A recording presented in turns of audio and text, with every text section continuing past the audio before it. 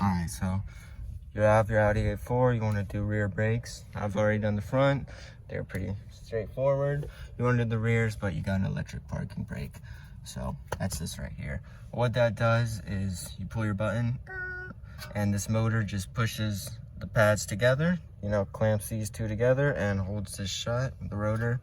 So what you're gonna have to do is when you put a thicker brake pad, this electric motor is gonna have to retract farther back to allow for more space down in here on each side. So you're gonna have to, some people say you're gonna have to go directly to Audi, Volkswagen, you know, all the same thing, whatever, to retract this electric motor. Some people say you can get OBD11 or these different software and tools and retract this, but I'm going to show you guys how to retract it and change your brakes just the old way, you know, no electronic, no special tools needed, no press, nothing. You just under this bolt right here is T30, and there's another one right down here. It's gonna be two T30s, and you're gonna take this whole electric motor off. All right, so first thing I didn't say before, but you're gonna want to unplug this. What I like to do is it's connected to this tab right here, this bottom one, and the caliper line is this one right here. So for me, I just pull this caliper line out of its little bracket like that. Just pull it out, and get this plug to the side. After you do the two T30s, then you can just pull the motor off. It's pretty simple. I mean, it takes a little bit of wiggling, but it's a pretty easy thing to do. There you go. Boom, motor's out. Now, what's very interesting is, so that's a little gear right there, right?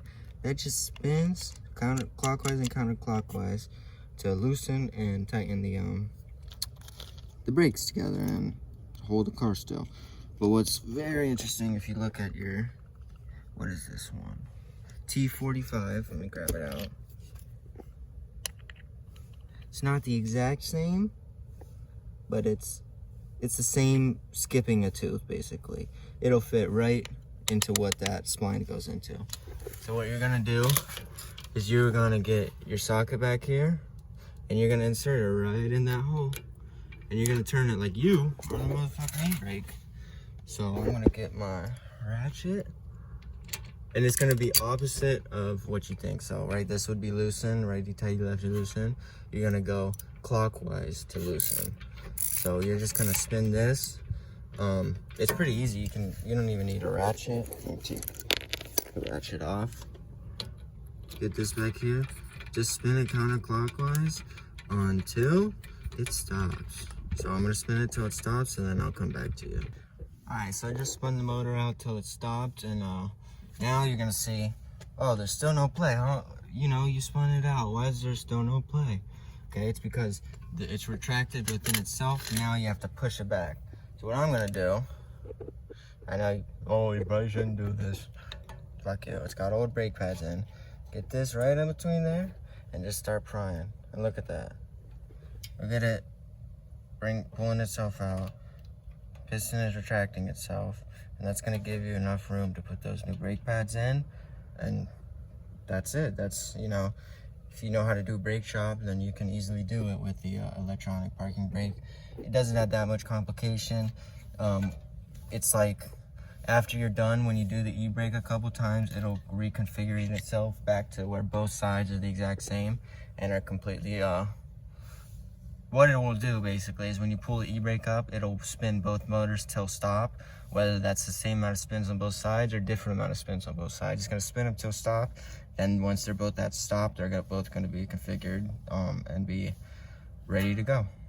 So I'm gonna come back once I'm done changing the rotors and the pads, and I'm gonna show you how to retighten it back down onto the pads and get it back configured. All right, now I've got caliper back together, new pads. See it greased up in there, new rotor.